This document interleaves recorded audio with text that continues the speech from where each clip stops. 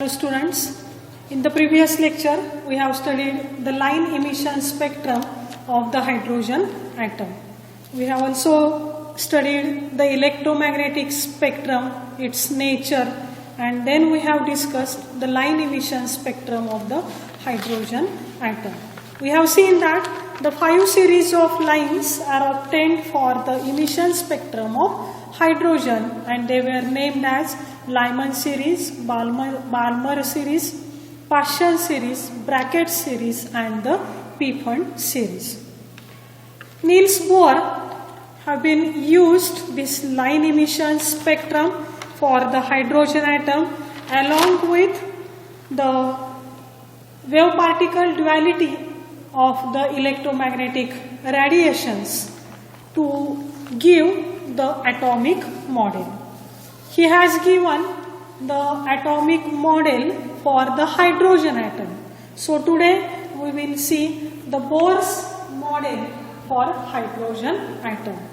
In 1913 he has been put forth his postulates to explain this model. So we will study the postulates of this model.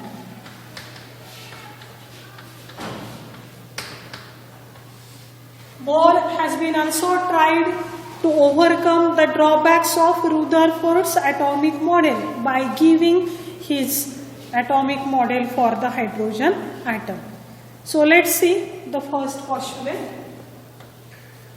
Bohr has been told us that the electron in the hydrogen atom revolves around the nucleus just like a Rutherford, but he has been told us that the electron may revolve in one or many possible circular paths. Okay? The electrons are revolving around the nucleus. Suppose this is a nucleus. Then around the nucleus, the circular paths are just like this. The electrons are revolving in any one of the circular paths around the nucleus. Now he has been told that, in his postulate, he has been told that these paths are having fixed radius and energy. The circular paths are having the fixed energy, also the radius of these paths are fixed. Okay. Since these paths are having fixed energies, they are called as the stationary radius or stationary orbits. These are named as orbits, or they are also called as the stationary orbits, or they have been also named as the energy levels. Because as long as the electrons are revolving in these energy levels, their energy remains constant, it remains fixed, and therefore they are named as the orbits or stationary orbits or the stationary states or energy levels.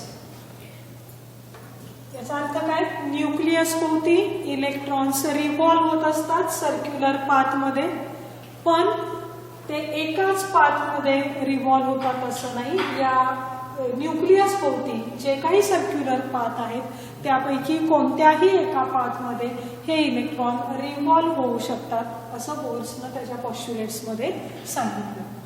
या पाथची radius ही fixed असते. What is radius? The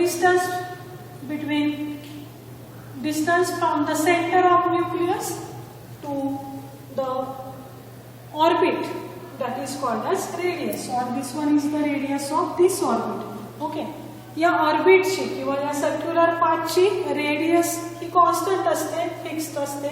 याशिवाय त्यांची energy देखील fixed असते. This is a first postulate. आता जोपर्यंत electron या विशिष्ट पाथमध्ये रिव्हॉल्व होत असतो, सपोज इलेक्ट्रॉन या फर्स्ट ऑर्बिटमध्ये रिव्हॉल्व होतो, तोपर्यंत त्याची एनर्जी फिक्स्ड असते. ठीक है, as long as the electron revolves in a particular path, its energy remains fixed. Even if the electron is revolving in this orbit, its energy is constant. It is fixed. It remains stationary. Okay, but when it moves from one circular path, that is from one orbit to the other orbit, there is a change in energy of that electron. When the electron absorbs the radiations, or when the electron absorbs the energy, its energy gets increased here, and that's why that electron will jump into the higher energy paths. Now here these circular paths are showing their increased energy as we move away from the nucleus. Nucleus पासून जसजसे आपण outer साइडला ॲटमच्या जातो तसतशी या circular पाथची energy increase होत जाते. ठीक आहे, म्हणजे जेव्हा हा इलेक्ट्रॉन एनर्जी ॲब्सॉर्ब करणार आहे तेव्हा तो हायर एनर्जी स्टेटला जाणार आहे. ही झाली त्याची lower energy state. So it will jump in any one of the higher energy state. It may jump into this state, or it may jump into this state, or if there is one more state, it can also jump into this state. That is also called as orbit. He ji process आहे, जेव्हा electron energy absorb करतो आणि तो higher energy लेवलमध्ये move होतो, त्या प्रोसेसला काय म्हटलं जातं? Excitation. The process by which the electron absorbs the radiations and get promoted or get jumped into the higher energy level, that is called as the excitation process, and such electrons are called as the excited electrons. Now suppose this electron has been excited into this state. So now this electron is called as excited electron. Okay. Now again, the excited electrons are unstable. They will not remain in this excited state for a long time. So to achieve the stability, again they will emit the energy and try to come to the lower energy level. Here it may emit the radiations or come to the lower energy state. This electron may jump into this lower energy state, in this or in this, depending upon the energy emitted by it. Here that electron will occupy the position in any one of these orbits. So here when the electron emits the radiations, again it comes to the ground state. The lower energy state is called as ground state, while the higher energy state, that is called as the excited state of that electron. ठीक आहे, म्हणजे electron जेव्हा radiation absorb करतात तेव्हा ते excited स्टेटमध्ये जातात आणि excited स्टेटमधून पुन्हा ते लोअर एनर्जी स्टेटला म्हणजेच ग्राउंड स्टेटला येतात. त्यावेळी मात्र रॅडिएशन्स इमिट केले जातात. आता इथं साहजिकच काय झालेलं आहे, इलेक्ट्रॉनच्या एनर्जी मध्ये एक्सचेंज झालेला आहे. ठीक आहे, एनर्जीमध्ये चेंज झालेला आहे. आता हा एनर्जी चेंज मात्र कंटिन्युअस मॅनरनी होत नाही. The energy change taking place during the excitation or again going towards the ground state. That energy state, that energy change is not occurring in a continuous manner, but it takes place in a discontinuous manner. Now let's see, suppose this is a second energy level, this is the first energy level, this one is second energy level, this one is third energy level, and this one is the fourth energy level. Higher energy state जी आहे त्यामध्ये असणारी इलेक्ट्रॉनची energy तिला आपण म्हणूया E2. So E2 indicates higher energy level, and if E1 is the energy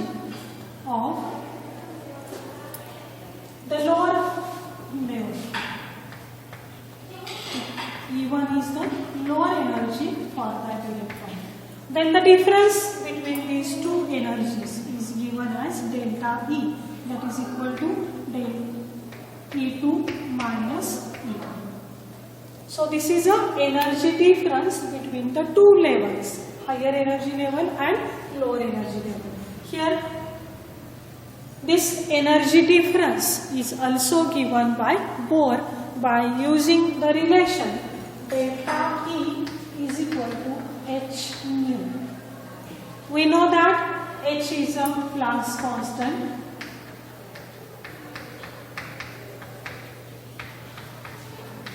and nu, that is the frequency of the radiation, which is either absorbed or emitted by that electron. So with the help of this equation, you can find the frequency of the radiation as nu is equal to delta E upon h. Okay, so this frequency of the radiation, emitted radiations for the hydrogen atom were given by the Bohr in his third postulate. Del nu is equal to delta E upon h. That is, you can write E2 minus E1 divided by h. This expression where the relation between frequency of radiation and the energy change is given, that is named as the Bohr's frequency rule. This expression is called as Bohr frequency rule.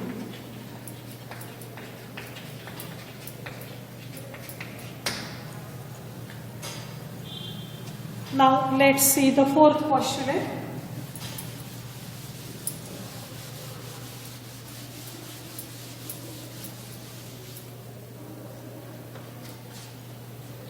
Here the angular momentum of the electron is given.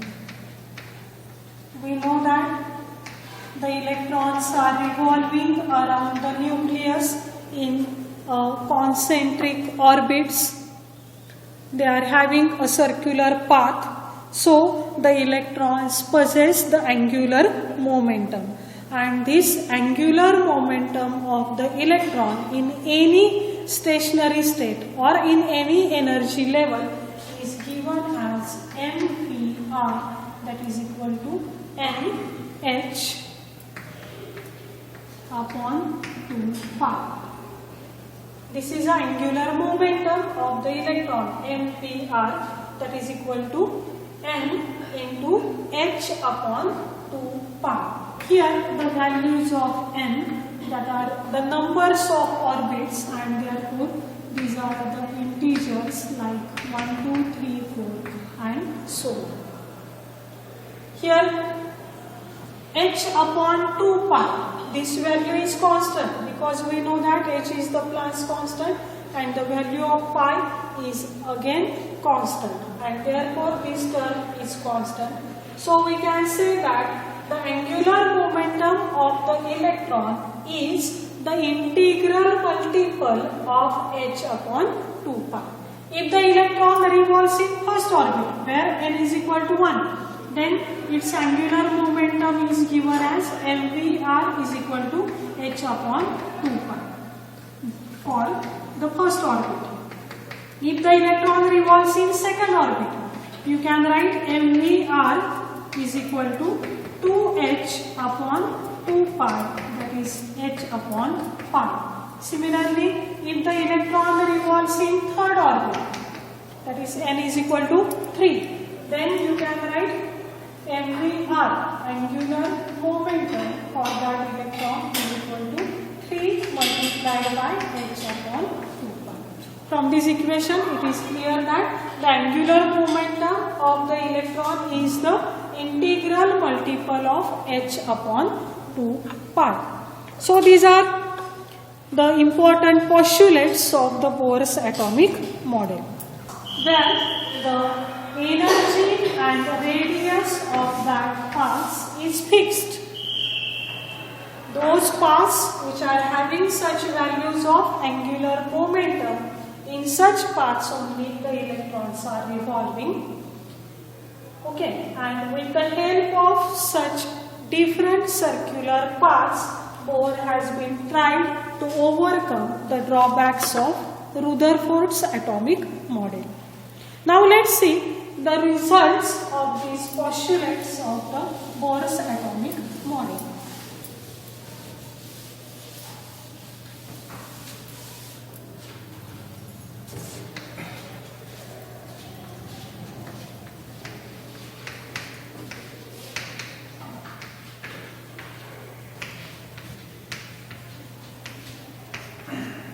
What are the uses of this model?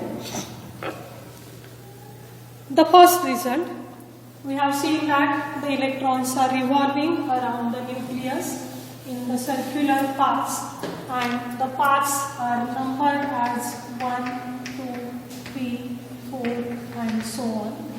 Here the value of n, these paths which are numbered as 1, 2, 3, 4 and so on, they are named as n. Here this n indicates the principal quantum number for the electron. So Bohr has been given the value of principal quantum number of the electron. This is the first result. What is meant by the principal quantum number? I will tell you in detail in the next video lectures. But remember that the energy levels in which the electrons are revolving, they were numbered by using the principal quantum number. Okay? All the values of this principal quantum number are the integral values. Now let's see the second result. He has also given the radius of the nth energy level. Suppose the electron is revolving in any one of these orbits. Here, now we know that these orbits or energy levels are numbered as n is equal to 1, 2, 3, 4 and so on. The radius of these orbits was given by Bohr. Here, the radius of nth orbit is given as Rn is equal to A0 into n square. Radius of nth orbit is equal to A0 into n square, where A0 is constant. The value of A0 is constant, and the value of this constant is given as 52.9 picometer. Okay. Here again the values of A0 can be given in different units. We know that 1 picometer is nothing but 1 into 10 raised to minus 12 meter, and therefore we can convert this value from picometer to meter as 0.529 into 10 raised to minus 10 meter. Conversion तुम्ही easily करू शकाल. 52.9 into 10 raised to minus 12 meter येणार आहे. 52.9 plus मी convert केलं 0.529 मध्ये, त्यामुळे इथे 10 raised to minus 10 meter आहे. Again we know that 1 angstrom unit is nothing but 10 raised to minus 10 meter, and therefore the value of A0 is 0.529 angstrom unit. So you can give the values of A0 in different units. Here I have shown this value in picometer. In this case I have given this value in meter, while in the third case I have shown the value of A0 in angstrom unit. In our textbook the value is given in terms of picometer, and therefore the radius of an electron, the radius of the orbit in which the electron is revolving is given with the help of this equation, and that radius will be given in terms of picometer. Now let's see, if the electron is revolving in first orbit, then the radius of that orbit will be given as R1. So what will be the value of R1? It will be equal to A0 into the number of orbit is 1, so 1 square that is equal to, now insert the value of A0 as 52.9, the square of 1 is 1, and therefore you will get the value as R1 is equal to 52.9 picometer. Or you can write this answer as R1 is equal to 0.529 into 10 raised to minus 10 angstrom unit, meter, that is equal to 0.529 angstrom unit. In exam, the question may be asked to find the radii of the electrons, the radii of the energy levels where the electrons are revolving. That radii may have the values, different values. If n is equal to 2, then you can find the radius as R2 is equal to A0 into 2 square. By putting the value of n in this equation, you can easily find the radius of the nth energy level. Okay. Now let's see the energy of the electron in the stationary level. Here, Bohr has been given again one equation to find the energy of nth energy level. Here, in the second case, we obtain the radius of nth energy state or nth stationary state. In the third result, he has given the energy of nth stationary state. The energy of electron which is present in nth energy state or stationary level. This energy is given as E. Okay. We know that for the hydrogen atom, only one energy level is present around the nucleus.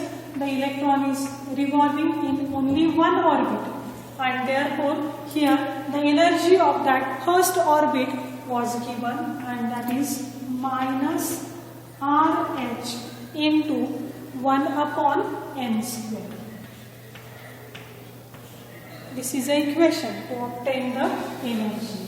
Here again the values of n are 1, 2, 3 and 4. Here if you take the nth energy level, then you can write here n square. And if the electron is revolving only in the first orbit, then E1 will be equal to minus RH into 1 upon 1 square, that is equal to minus RH. That is the Rydberg constant. In this manner, the energies are given. Here the value of Rydberg constant is known to us. We know that its value is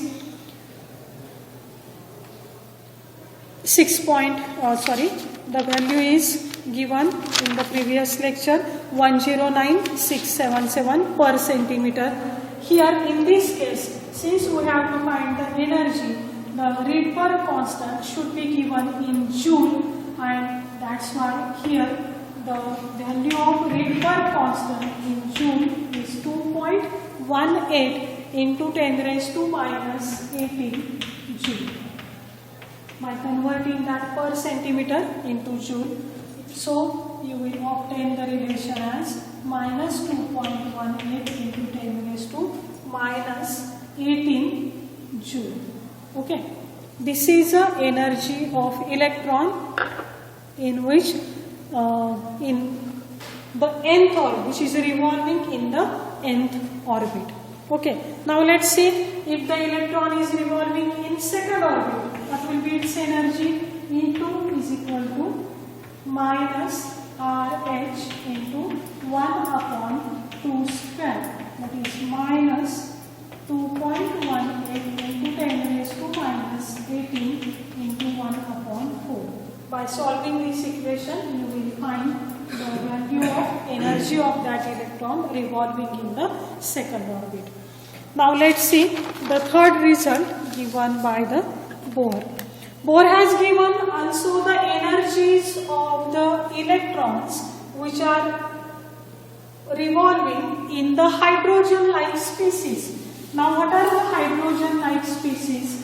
We will see first.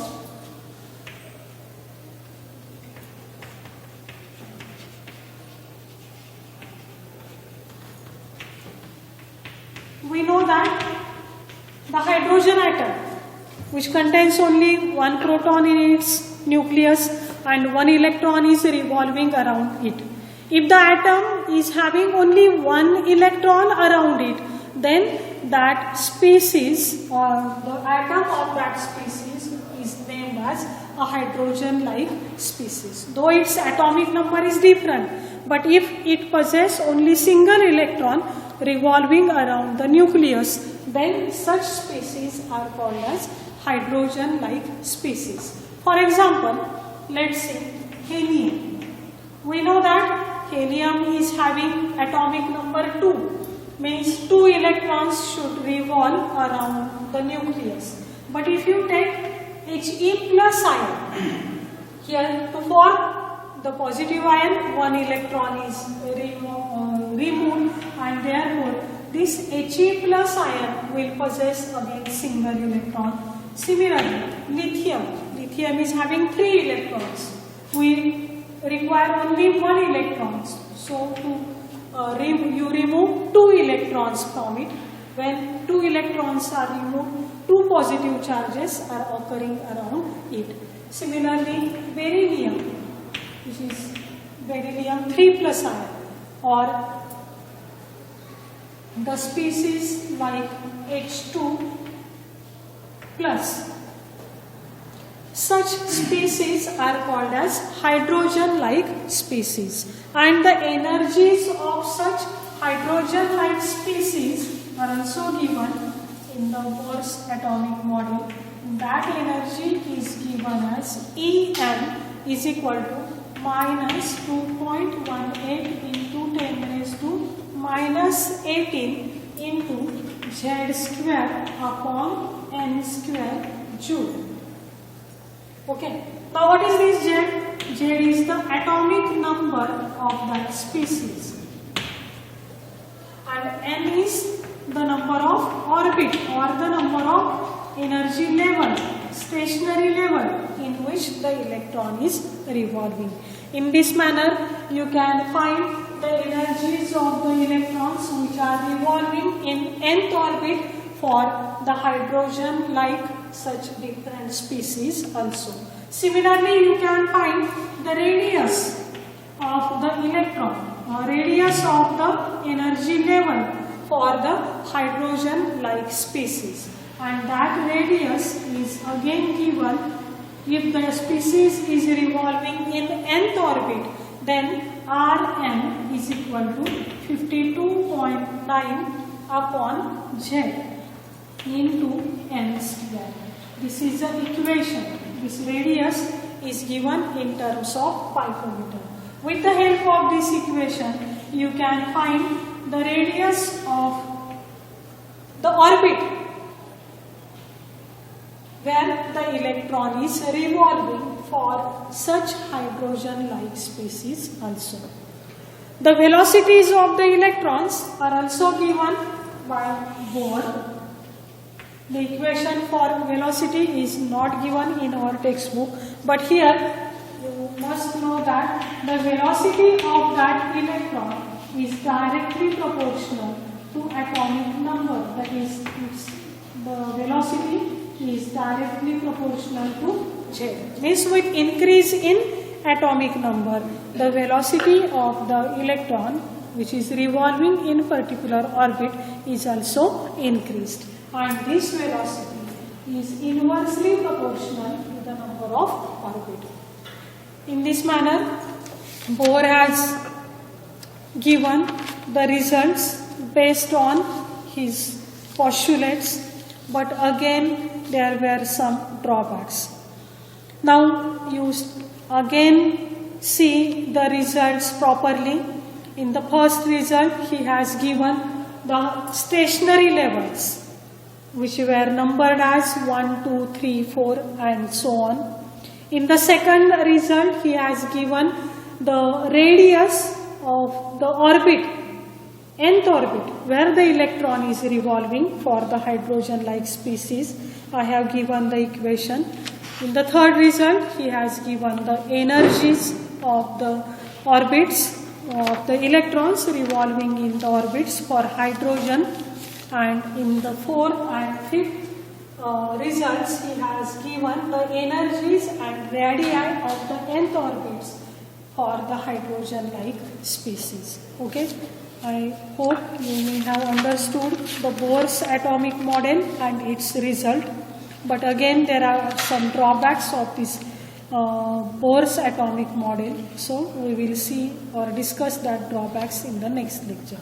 Thank you.